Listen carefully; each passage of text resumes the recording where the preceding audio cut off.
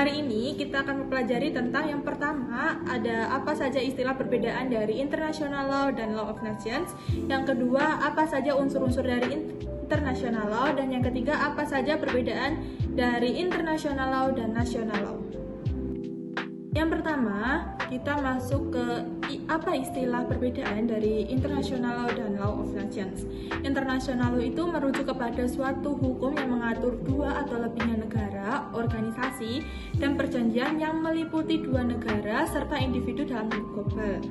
Dalam buku Emmerich de Vettel yang berjudul Law of Nations, yaitu The Law of Nations refers to the body of rules and principles that govern the conduct and relationship between nations in the international arena, yang artinya hukum bangsa-bangsa atau Law of Nations mengacu pada seperangkat aturan dan prinsip yang mengatur perilaku dan hubungan antar bangsa di arena internasional. Unsur-unsur international law. Unsur-unsur terbentuknya hukum international law meliputi asas-asas, sumber hukum, subjek hukum, dan pengakuan internasional.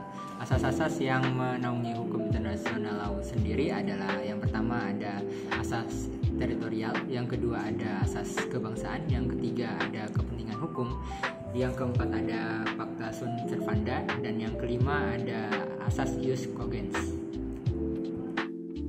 Dengan Statuta Mahkamah Internasional pasal 38 ayat 1, menurut Statuta Mahkamah Internasional pasal 38 ayat 1 yang mengatur sumber hukum internasional itu ada 4. Yang pertama ada perjanjian internasional atau traktat, yang kedua ada kebiasaan-kebiasaan internasional, yang ketiga ada prinsip-prinsip hukum yang diakui oleh bangsa-bangsa yang beradab, dan yang keempat itu ada keputusan pengadilan dan ajaran-ajaran sarjana-sarjana yang paling terkemuka dari tiap belahan dunia sebagai sumber tambahan bagi penetapan kaidah-kaidah hukum.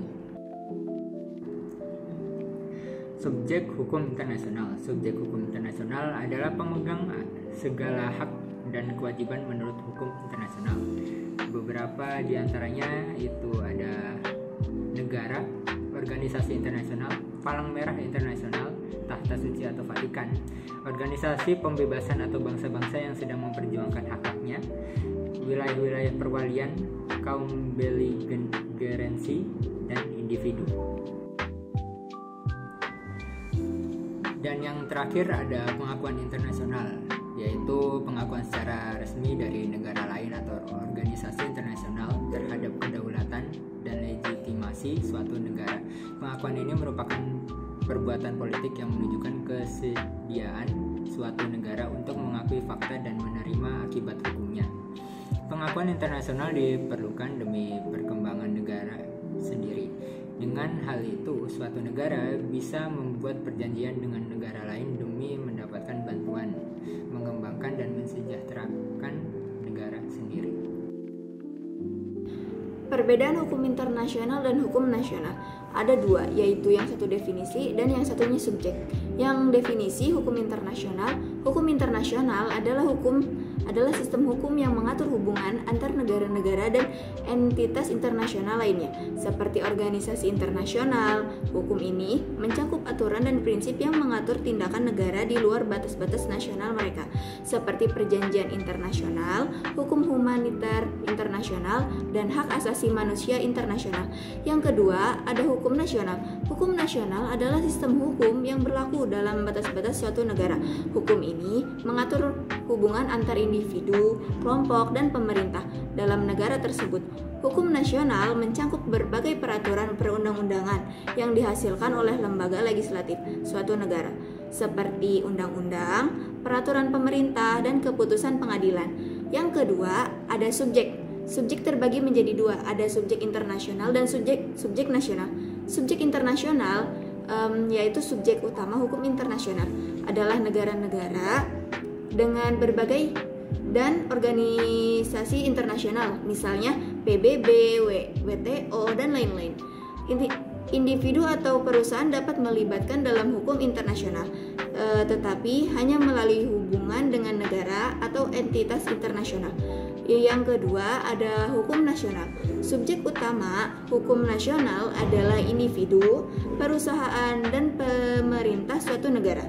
Hukum ini mengatur hak dan kewajiban warga negara, pemerintah, dan badan hukum dalam suatu negara tertentu. Yang ketiga, ada sumber hukum. Hukum internasional bersumber dari perjanjian internasional atau treaties, kebiasaan internasional atau customary international law, prinsip-prinsip hukum yang diterima oleh negara-negara, serta keputusan pengadilan internasional dan resolusi organisasi internasional. Adapun sumber hukum dari hukum nasional, sumber hukum nasional terdiri dari konstitusi, undang-undang, peraturan pemerintah, keputusan pengadilan, dan doktrin hukum yang berlaku dalam suatu negara. Adapun keterikatan negara. Keterikatan negara ada dua, keterikatan internasional dan keterikatan nasional. Keterikatan internasional adalah negara-negara tidak secara otomatis terikat oleh hukum internasional kecuali mereka telah mengikrarkan persetujuan atau ratifikasi perjanjian internasional tertentu. Namun, banyak negara yang mematuhi prinsip-prinsip hukum internasional karena komitmen diplomatik dan untuk menjaga hubungan internasional yang baik. Yang kedua, ada hukum nasional. Hukum nasional berlaku secara otomatis di dalam wilayah negara tersebut dan mengikat seluruh warga negara tanpa memerlukan persetujuan eksplisit dari individu ataupun kelompok.